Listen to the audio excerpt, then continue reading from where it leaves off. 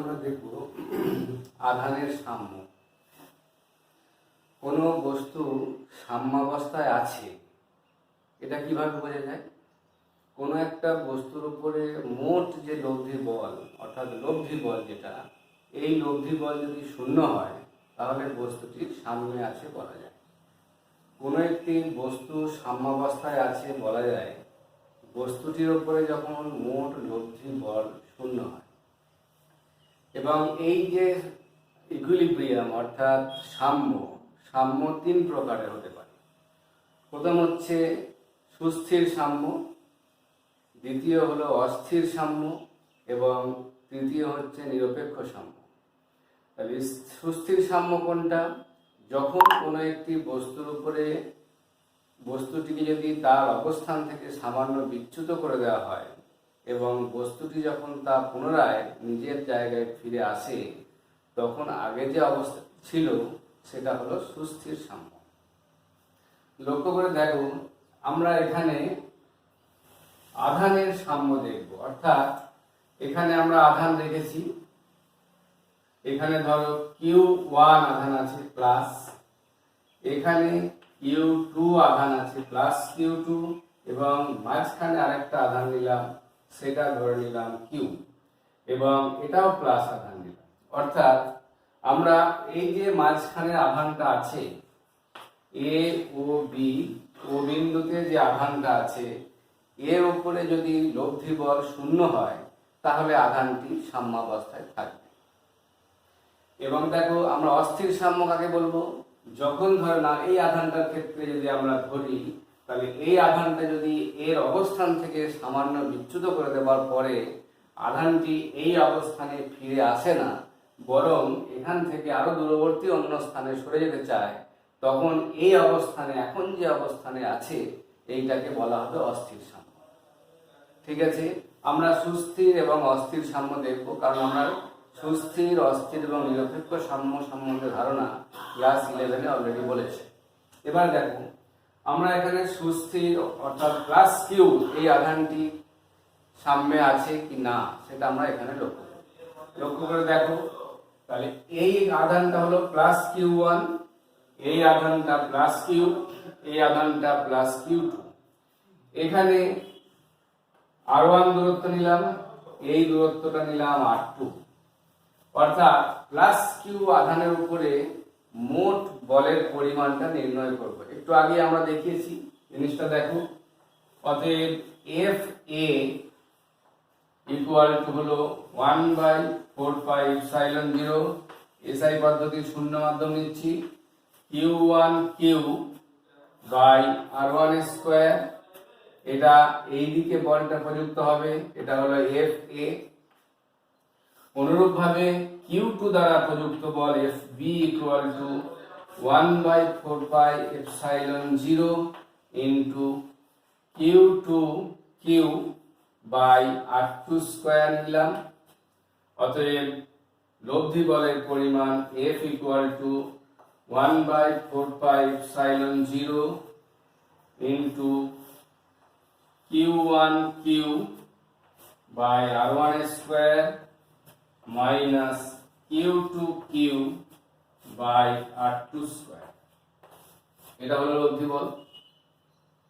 এখন দেখো, এই লব্ধি বলটা যদি শূন্য হয় তাহলে প্লাস কিউ অর্থাৎ মাঝখানে যে আধানটি আছে এই আধানটি সাম্যাবস্থায় থাকবে। অতএব আমরা ধরে নিচ্ছি সাম্যাবস্থার জন্য F ইকুয়াল টু 0। আমরা অলরেডি বলেছি যে কোনো একটি আধানের উপরে মোট লব্ধি বল বা মোট বল যদি শূন্য হয় তাহলে আধানটি সাম্যাবস্থায় থাকবে। এখন যদি সাম্যাবস্থায় থাকে তাহলে কিউ আধান সাম্যাবস্থায় থাকার শর্ত হলো F ইকুয়াল টু 0। এখন দেখো, অতএব আমরা এটা বলতে পারি, অতএব Q1Q by R1 square minus Q2Q by R2 square equal to 0। অতএব দেখো, কিউ গুলো এখান থেকে চলে যাবে। অতএব Q1 by R1 square minus Q2 by R2 square equal to 0। অতএব Q1 by R1 square equal two হবে Q2 বাই R2 স্কয়ার। অতএব Q1 by Q2 equal to R1 square by R2 square. এই শর্তটা যদি প্রযোজ্য হয়, অর্থাৎ Q1 by Q2 equal to R1 square by R2 square যদি হয়, তাহলে ও বিন্দুতে Q আধানটি সাম্যে থাকবে, কারণ Q আধানের উপরে মোট লব্ধি বলটি শূন্য হবে। মোট লব্ধি বলটি শূন্য হবে।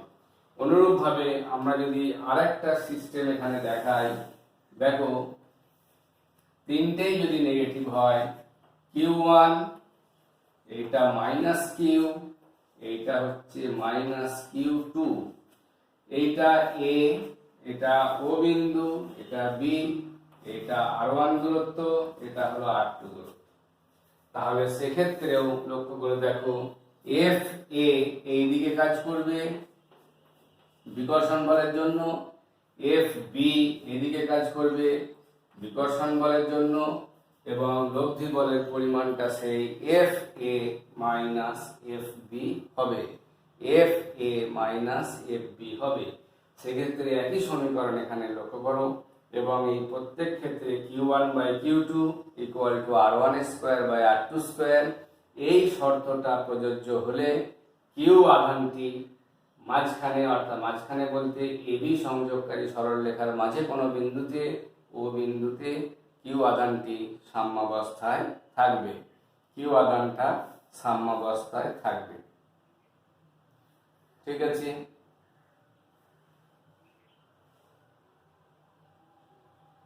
এবার এখানে একটা লক্ষ্য করে দেখো, যদি Q1, Q এবং Q2 তিনটেই পজিটিভ হয়, অথবা তিনটেই যদি নেগেটিভ হয়, ওই যেটা দ্বিতীয় ক্ষেত্রে দেখানো হয়েছে, এটা হলো ধরো ফিগার 1, এটা হলো পিকচার 2 বা ফিগার 2। তাহলে লক্ষ্য করে দেখো, যদি তিনটে আধানই, অর্থাৎ Q1, Q এবং Q2 তিনটেই পজিটিভ হয়, অথবা Q1, Q2, Q তিনটেই যদি নেগেটিভ হয়, তাহলে Q আধানটি ও বিন্দুতে সুস্থির সাম্যে থাকবে। Q আধানটি ও বিন্দুতে সুস্থির সাম্যে থাকবে। কিভাবে? এই আধানটিকে যদি সামান্য একটু ও বিন্দু থেকে বিচ্যুত করা হয়, তাহলে আধানের উপরে একটি প্রত্যানয়ন বল সৃষ্টি হয় এবং আধানটি আবার পুনরায় নিজের স্থানে ফিরে আসে। তাহলে এই আধানগুলির অবস্থান হবে সুস্থির সাম্যাবস্থান, এবং সুস্থির সাম্যাবস্থান কোন দিকে? AB সরলরেখার উপরে আধানটি সুস্থির সাম্যে থাকবে। অর্থাৎ আধানটিকে AB বরাবর যদি বিচ্যুত করা হয়, অর্থাৎ AB সরলরেখা বরাবর যদি বিচ্যুত করা হয়, তাহলে আধানটি সুস্থির সাম্যাবস্থায় থাকবে। কিন্তু আধানটিকে যদি AB সরলরেখা থেকে বিচ্যুত করে অন্যদিকে নিয়ে যাওয়া হয়, অর্থাৎ AB সরলরেখা লম্ব সমাধিখণ্ডক বরাবর যদি আগিয়ে পিছিয়ে নিয়ে আসা হয়, তাহলে Q আধান কিন্তু সাম্যাবস্থায় থাকবে না, অর্থাৎ সুস্থির সামনে থাকবে। এখানে লক্ষ্য করে দেখো, তাহলে এখানে দেখা যাচ্ছে যে আধানের সাম্য আমরা দেখলাম, আরেকবার বলছি শুনে নাও। সেটা হচ্ছে তিনটে আধানে যদি একই প্রকৃতির হয়, অর্থাৎ তিনটেই পজিটিভ বা তিনটেই নেগেটিভ হয়, তাহলে AB সরলরেখার মাঝখানে অবস্থিত Q আধানটি উপরে প্রযুক্ত লব্ধি বল শূন্য হবে, আধানটি সাম্যাবস্থায় থাকবে, এবং সরলরেখা বরাবর AB বরাবর বিচ্যুত করলে আধানটির সাম্য সুস্থির সাম্য হবে। এরপরে দেখো পরেরটা, number 2।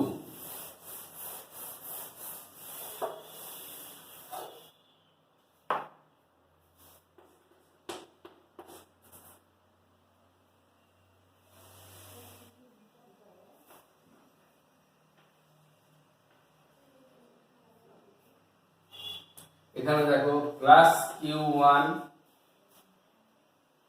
Plus Q2 minus Q আধান নেয়, plus Q1 plus Q2 minus Q আধান নেয়। এখানে এটা A বিন্দু নিলাম, এটা O বিন্দু নিলাম, এটা B বিন্দু। এইটা হলো R1, এইটা হচ্ছে R1 এবং R2। তাহলে দেখো প্লাস Q1 আধানটা মাইনাস কিউ কে নিজের দিকে আকর্ষণ করে, তাই এফ এ এই দিকে ক্রিয়া করবে, এবং প্লাস Q2 আধানটা মাইনাস কিউ কে নিজের দিকে আকর্ষণ করে, ফলে এফ বি এই দিকে ক্রিয়া করবে। ক্লিয়ার? আমরা এগুলো লিখবো। এফ এ ইকুয়াল টু দেখো 1/4πε0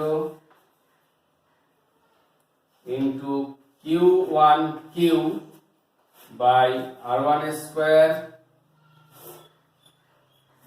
FB equal to 1/4πε0 Q2Q by R2 square। ঠিক আছে, এখানে একটা জিনিস লক্ষ্য করে দেখো, এই মাইনাস চিহ্ন থাকা সত্ত্বেও আমরা Q1Q লিখবার সময় এখানে কোনো মাইনাস চিহ্নের ব্যবহার করিনি। এখানেও Q2Q লেখার সময় এই মাইনাস চিহ্ন অর্থাৎ QQ এই গুণফলে এই সাইন দুটোর গুণ করে এখানে মাইনাস চিহ্ন ব্যবহার করা হয়নি, শুধু বলের মানের দিকে এখানে লক্ষ্য করা হয়েছে। ঠিক আছে, এবার দেখো, অতএব লব্ধি বলের পরিমাণটা F equal to 1/4πε0 into FA minus FB, অতএব Q1Q by R1 square minus Q2Q by R2 square হয়ে গেল। এখন মাইনাস কিউ আধানটা যদি সাম্যাবস্থায় থাকে তাহলে লব্ধি বলের পরিমাণ শূন্য হবে। আমরা অলরেডি জানি যে কোনো একটি আধানের উপরে যদি লব্ধি বল শূন্য হয় তাহলে সেই আধানটা সাম্যাবস্থায় থাকবে। প্রথমে আমরা দেখছি সাম্যাবস্থায় থাকবে কিনা, তারপর সুস্থির এবং অস্থির সাম্যের প্রশ্ন। তাহলে প্রথমে আমরা দেখছি যদি সুস্থির মান যদি সাম্যাবস্থায় থাকে তাহলে F ইকুয়াল টু 0 হবে, কারণ আমরা জানি যে ও বিন্দুতে যদি আধানটিকে সামনে থাকতে হয় তাহলে তার উপরে লব্ধি বলটি শূন্য হবে।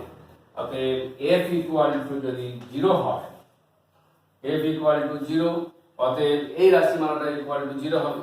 অতএব ধরো Q1Q by R1 square minus Q2Q by R2 square equal to 0 হলো। Q1Q by R1 square minus Q2Q by R2 square equal to 0। অতএব Q1 by R1 square minus Q2 by R2 square equal to 0। ঠিক আছে, এরপর দেখো, অতএব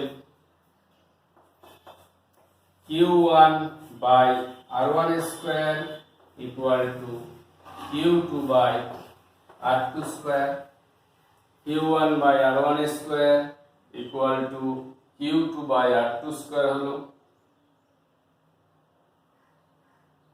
ঠিক আছে,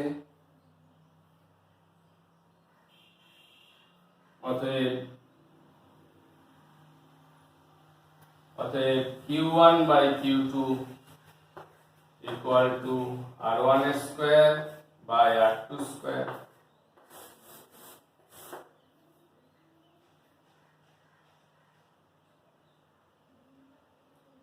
ঠিক আছে, তাহলে বোঝা গেল যে মাইনাস চিহ্ন থাকলে এখানে আধানটা সাম্যাবস্থায় থাকবে। তাহলে এই শর্ত পালিত হলে এই আধানটা একইভাবে সাম্যাবস্থায় থাকবে।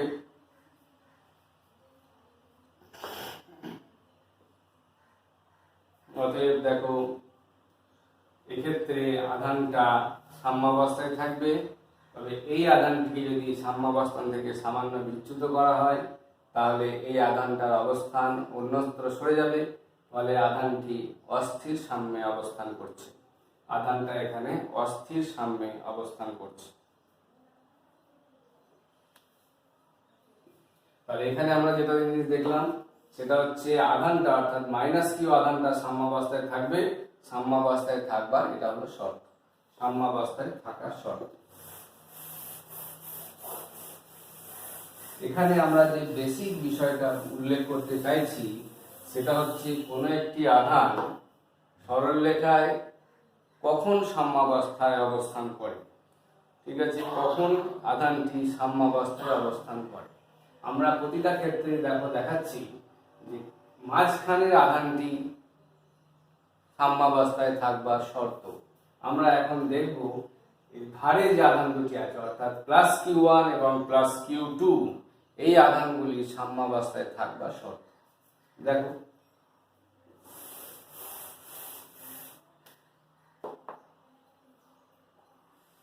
নতুন করে আমরা এটা আঁকলাম, এইটা +q1, এইটা আমরা দেখেছিলাম -q, আর এই আধানটা দেখেছিলাম +q2। এ থেকে ও পর্যন্ত দূরত্ব হলো r1, ও থেকে বি পর্যন্ত দূরত্ব হলো r, ও থেকে এ হলো r1 এবং ও থেকে বি পর্যন্ত দূরত্ব হলো r। তাহলে এক্ষেত্রে আমরা এখন q1 আধানটা সাম্যাবস্থায় থাকবার শর্ত নির্ণয় করছি। লক্ষ্য করে দেখো, এই আধানটার উপরে ক্রিয়াশীল মোট বল, স্বাভাবিকভাবেই এই আধানটা এর উপরে বল প্রয়োগ করবে এবং নিজের দিকে আকর্ষণ করবে, অতএব এইটা হলো FO। লক্ষ্য করে দেখো, অর্থাৎ ও বিন্দুতে -q আধানটি +q1 আধানটিকে নিজের দিকে আকর্ষণ করে। আমরা এই বলের পরিমাণটা লিখলাম FO, কারণ ও বিন্দু দ্বারা প্রযুক্ত আকর্ষণ বল। তারপরে দেখো q2 এই আধানটিকে বিকর্ষণ করবে এবং বিকর্ষণ বলটা যেহেতু বহির্মুখী হবে, অতএব দেখা যাচ্ছে এইটার পরিমাণটা হচ্ছে FB। তাহলে FO এবং FB, FO এর মান কত? FO = 1/4πε0, SI পদ্ধতির শূন্য মাধ্যম নিয়েছি, q1/r1 এর স্কয়ার। আবার দেখো FB এর মান কত? FB = 1/4πε0 into q1 q2 by গোটা ডিসটেন্সটা লক্ষ্য করো a থেকে b, অতএব r1 + r2 স্কয়ার। এইখানটা বিশেষভাবে লক্ষণীয়, q বিন্দু থেকে অর্থাৎ b বিন্দু থেকে a বিন্দুর দূরত্ব r1 এবং r2 এর যোগফল r1 + r2।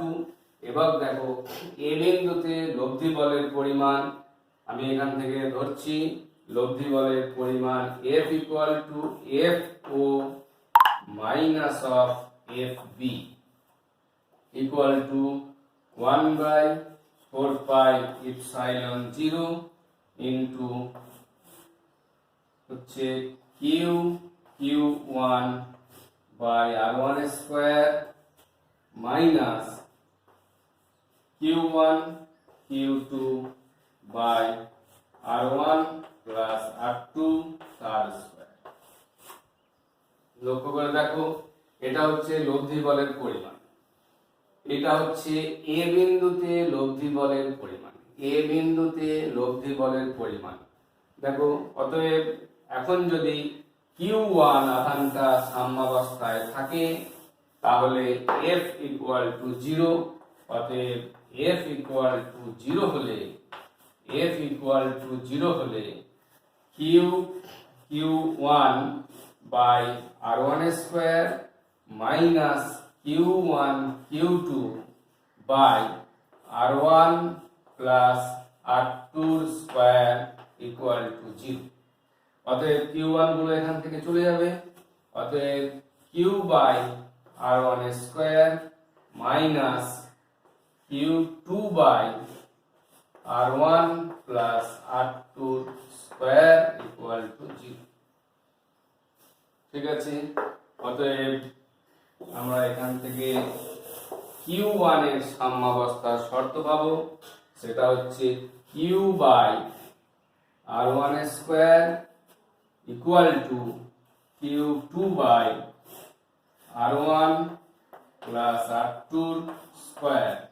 অতএব আমরা এটা লিখতে পারি Q2/Q equal to R1 plus R2 square by R1 square। এই শর্ত, এটা হচ্ছে প্লাস Q1 এই আধানটির সাম্যাবস্থার শর্ত, অর্থাৎ Q2/Q equal to R1 plus R2 square by R1 square যদি হয় তাহলে প্লাস Q1 আধানের উপরে মোট লব্ধি বলটা শূন্য হয়, অতএব তখন আধানটি সাম্যাবস্থায় অবস্থান করবে। অনুরূপভাবে Q2 এর উপরে যে বলটা সৃষ্টি হয় সেই বলটা একইভাবে সাম্যাবস্থায় থাকতে পারে। প্লাস Q2 এর উপরে মোট লব্ধি বল যেটা পাওয়া যাবে ইকুয়াল টু 0 করলে যে শর্তটি আমরা পাবো সেটা হচ্ছে Q2 আধানের জন্য সাম্যাবস্থার শর্ত হিসেবে এখান থেকে পাওয়া যাবে।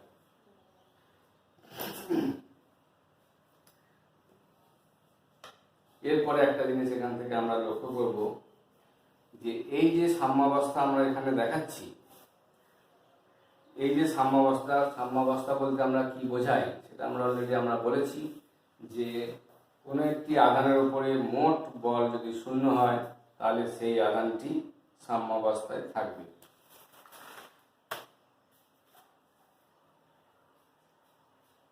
এখন দেখো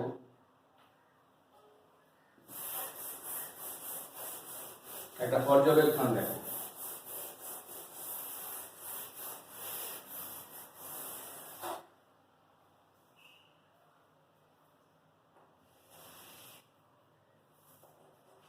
এইটা প্লাস Q1 আধান আছে, প্লাস Q1 এবং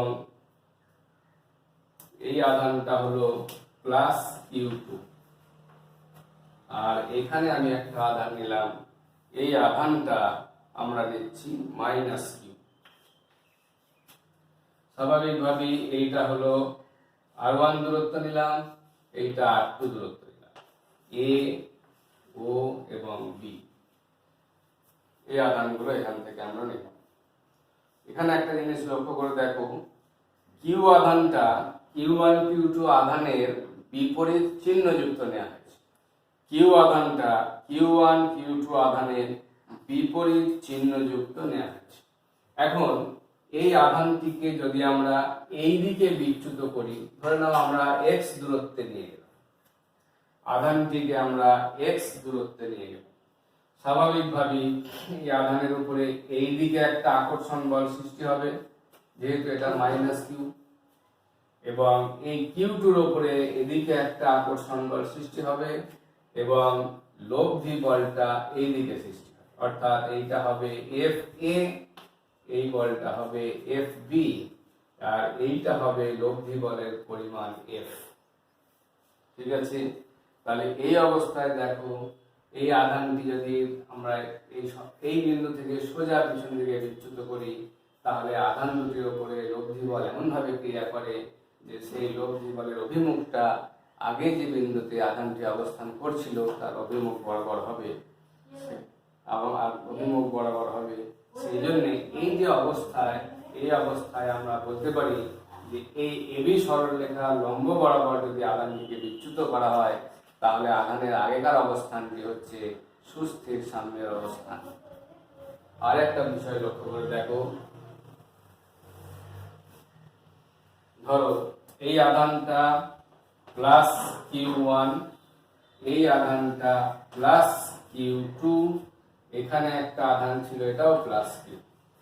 এখন এই আধানটিকে যদি আমরা এখানে বিচ্যুত করি তাহলে স্বাভাবিকভাবেই এই আধানটা এখানে বিকর্ষণ করবে, এটা হবে FA,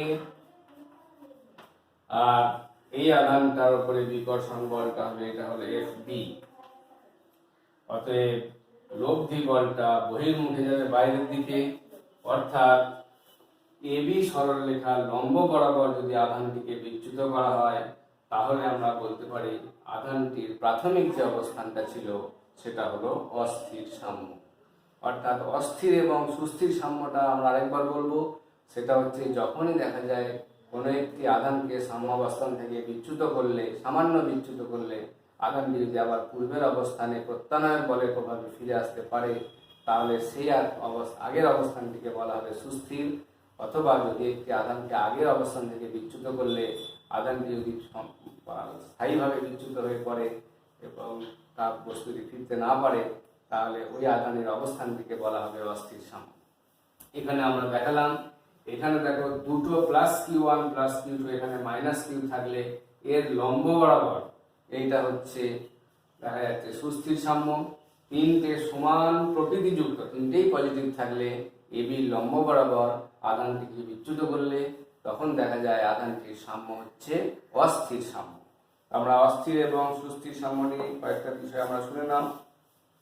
যখন Q1 Q2 এবং Q যখন একই চিহ্নযুক্ত হয়, তখন একই চিহ্নযুক্ত যদি হয় তাহলে এই রেখা বরাবর যদি বিচ্যুত করা হয় তাহলে সুস্থির সাম্য হবে, আর লম্ব বরাবর বিচ্যুত করলে অস্থির সাম্য হবে।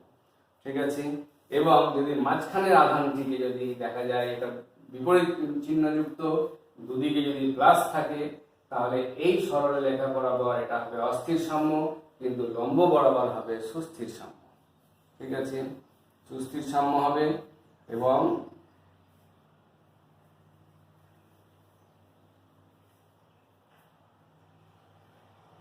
ঠিক আছে, তাহলে আধানের সাম্যটা আমরা এখান থেকে দেখালাম যে কি প্রকার সাম্য হয়, এবং আধানের যে সাম্যাবস্থা যে দেখানো হয়েছে, এক্ষেত্রে সাম্যাবস্থার শর্তগুলি আমরা এখান থেকে তৈরি করতে পারব।